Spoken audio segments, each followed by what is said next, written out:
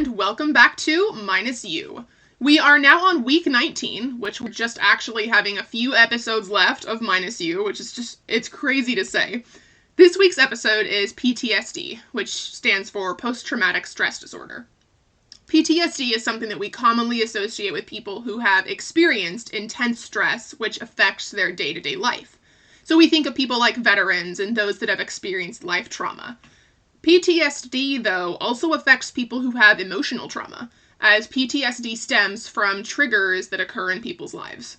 I'm going to share my experience with PTSD, and how my experience and trauma and so forth associated with these circumstances has affected my life today. This episode is going to build a lot off of the future chapters of this show, which is the chapter that we're in right now. But of course it's going to reach back to the after chapter and the during chapter, of course. But like I said, this is mostly going to be associated with the future chapter as I am seeing my years and I'm living these years without Nicholas and this new life that I have without him, minus him. So after everything, after trekking across the country, after not speaking to him for months, not seeing him, being near him, being in what was our home, the effects of that and the effects of Nicholas and our relationship, that still lives in me. So I entered into a new version of life, and it was one completely without him, and I'm now a part of a lifetime that is without the person that I thought I was going to be with for my lifetime. What I thought was indeed not at all. And as I face this reality, I have had to learn to pick up the pieces of my broken heart and of this absolutely shattered future that I had envisioned and worked for myself and for Nicholas. It had been incredibly hard. And I only really began to function emotionally well after losing everything, probably in April. There was extenuating circumstances to this. When I moved home, I lost my job. My mom got pretty sick. I was hospitalized and I got in a really bad car accident. My new car got stolen. You guys, my life was fucking awful. It was so bad. But the point of this is, this settling into a new lifestyle really takes some time. Nicholas was just able to just pick himself up so easily because he put all of his effort and time into a job. So my absence wasn't even a shadow, any kind of loss to him because he was just sitting with all of his money and all of his stuff as he just sits in that house that he took from me. Of course, he covered up the pain of losing his future wife into just immediately jumping back into online shopping for women. Immediately jumping into bed, just bam, I didn't even exist. I did not do that. I lived in the pain, and when I say that it literally took blood, sweat, and tears, I mean it. So, as I reassembled my heart and my life, I also have to realize that I am going to have to give my heart and a piece of my life to someone else someday. Someone that is not the man that I trusted with everything. Someone who wasn't my best friend, won't necessarily be my best friend in the way that Nicholas was. And bottom line at the end of all this, it won't be Nicholas. This horrified me for a while. I'm recording this episode in the middle of August. This does not horrify me anymore, but because it won't be Nicholas, because he discarded me and treated me so terribly, especially after we broke up, his true colors shined through vibrantly. But the idea of trusting someone like that again, that feeling definitely horrifies me. Definitely. So with where I come from, with what I come from, oh my fuck, how am I supposed to function like nothing happened to me? This ate me alive some days. I would see my friends going on with their fiancés, their wedding planning. I just lived through a summer. It's wedding season. They're assembling their lives together, and here I am sitting completely alone post a massive abandonment. I lived with hate, anger, desperation, fear, grief, sadness, confusion for a really long time. And as I pushed myself to get back out there, because I do believe that I am a valuable, good woman. I am a beautiful, smart, resilient, strong, and a badass woman. But as I'm like pushing myself back out there slowly, I ran into these really interesting roadblocks in my soul that I didn't see in myself until I was faced with a road without Nicholas. So going back all the way into the During chapter, episode 2, Allowing Abuse, I saw myself as a very fragile and scared woman when I was meeting a person that I was seeing, their family. I remember I was sitting in the car, and I was ready to go in and meet this person's mother, and I was horrified. I was so scared. I was shaking. I couldn't breathe. I had a panic attack. All of these thoughts, being hated, being unworthy, undefended, being attacked for so long. I thought the fear of that would leave me when I didn't have to face Jen anymore. But that was the furthest from the truth.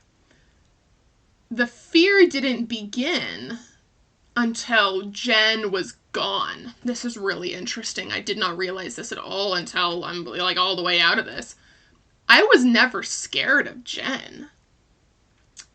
But I have been scared of every mother after Jen. So, how about when this new person that I was with for a time told me that he loved me? Or when he told me that he wanted to do everything with me? Or that he would never leave me? Now we're looking back at episode 17, which is a part of the future chapter, Words, Their New Power. I have heard these words before. I never feared Nicholas's words. I never mistrusted Nicholas's words. But I do not trust all the words from anybody else's lips besides from when I was with Nicholas. How about when someone talks to me about physical intimacy? When someone says, well, you're the most beautiful woman I've ever seen. People tell me, oh, I would never cheat on you. But Nicholas said that too. My body wasn't good enough for Nicholas. So why the fuck would it be good enough for you? I never gave a second thought to Nicholas's promises. But I give a second, third, fourth, and a fifth, and maybe even a sixth to everyone I meet after him. I hear my friends tell me that I have an attractive body and that I should be more than good enough. But my body was so easily discardable just days after I was gone from the house that I had made a home. The house that I had made a home, I was completely cast out of. Nicholas sits on a pile of my stuff, my money, my effort, my suffering, and my love. I would have never mistrusted Nicholas with our home. But how could I ever make a home for someone ever again? I lost my home. I lost my future by giving it all.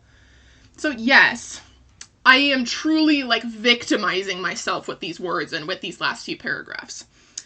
I'm sure that Nicholas has his own victimized moments that he would share too, stating that my stress levels disrupted his peace, that my lack of verbal support made him feel like less than a man. And this is just a reminder that my hurt doesn't invalidate his hurt and that he probably has experiences like this as well. The truth is he would just rather internalize his hurt and run from it, just as he runs from problems, because his mother trained him to do that, rather than face the truth and feel it and work through it as I choose to do. Now we're on the other side of this, so sad sob story and all the expressions expressed. Now what do I do with this? So I've victimized myself because I was a victim of something pretty terrible, but you have to express it, you have to feel it, but now what do I do with all of this? It's really tough. It's a huge learning process. It has been. I've had some breakthrough moments, but it's still pretty hard sometimes, and I don't know if I'll ever fully recover. I definitely have defenses and boundaries and things that I would have never expected if I didn't go through what I went through.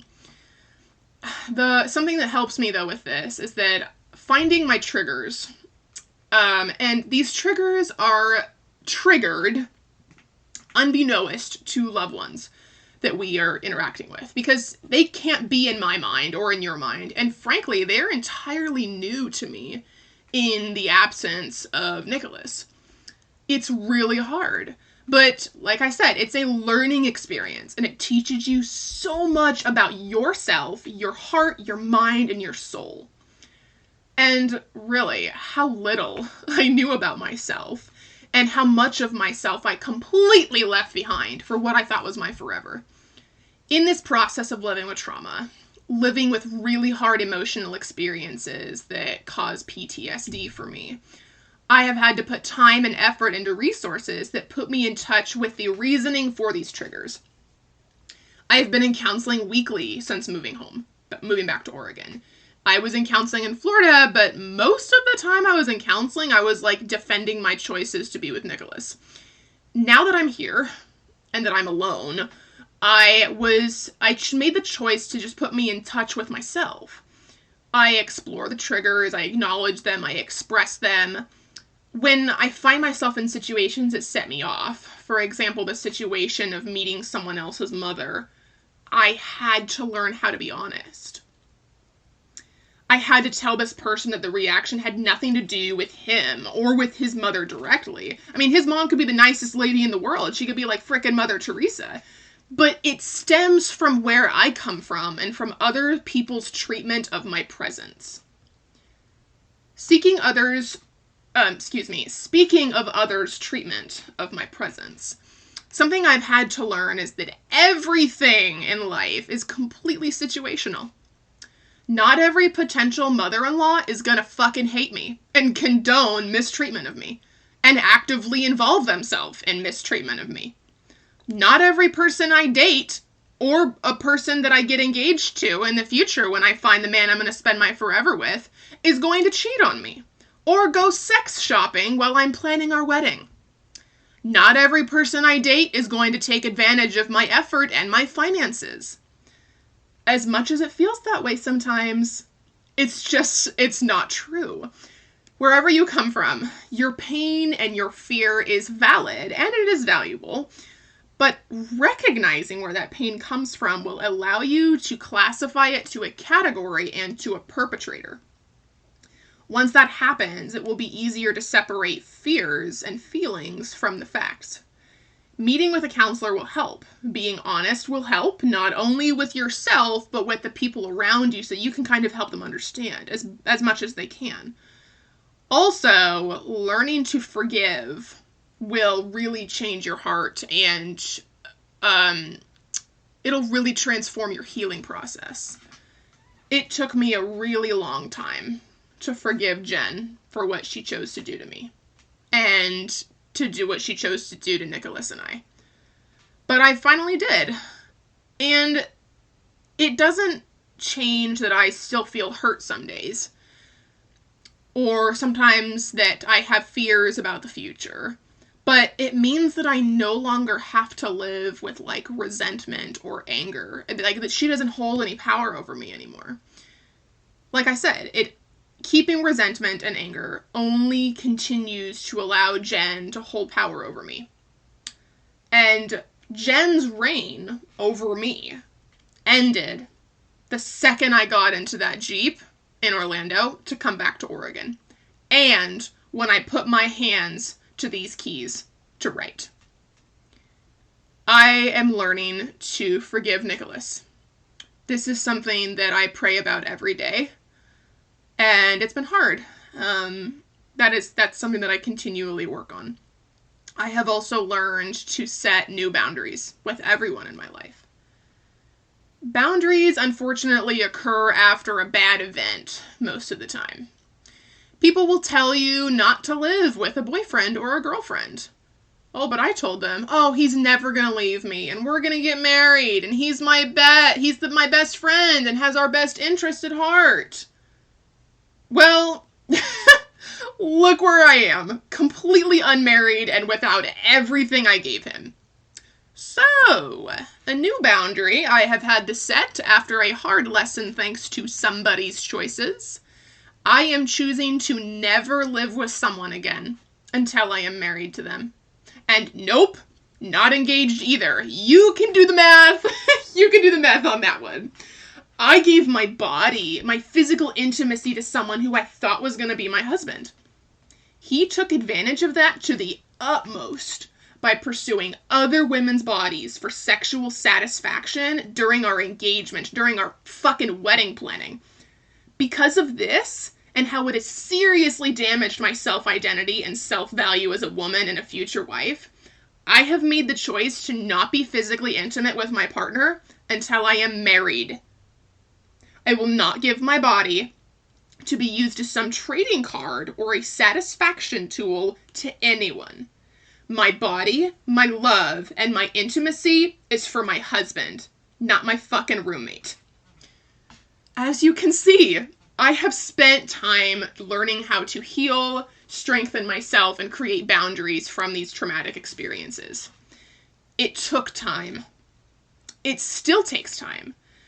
But thanks to the events in my life, I have been able to recognize hurt and recognize pain, see triggers, and adjust my mindset and actions accordingly. These adjustments affect my well-being, my future, and my success. They protect me, my heart, my assets, and my mind. They protect my love, and they protect my life. It is sad to say, but we have to protect ourselves in life because people will let us down. I didn't say Nicholas will let us down. People will let us down. I let Nicholas down in the past. Nicholas let me down. Like I said, I let Nicholas down on many occasions. Big things and little things. Nicholas let me down on many occasions. Big things and little things. But being vulnerable with one another does not mean being completely defenseless and just allowing people to walk all over you and just allowing terrible circumstances.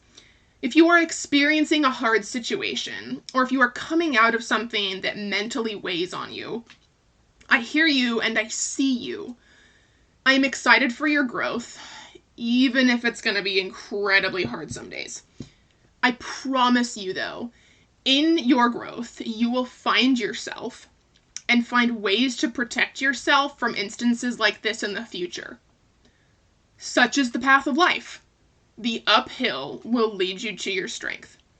And in your strength, you will find forgiveness, boundaries, peace for yourself, and peace for your future. I will see you next week for episode 20, which is Abandonment versus Love. It will talk about how I have had to learn how to redefine love for myself in the midst of feelings and situations that bring abandonment. Until next week, adios.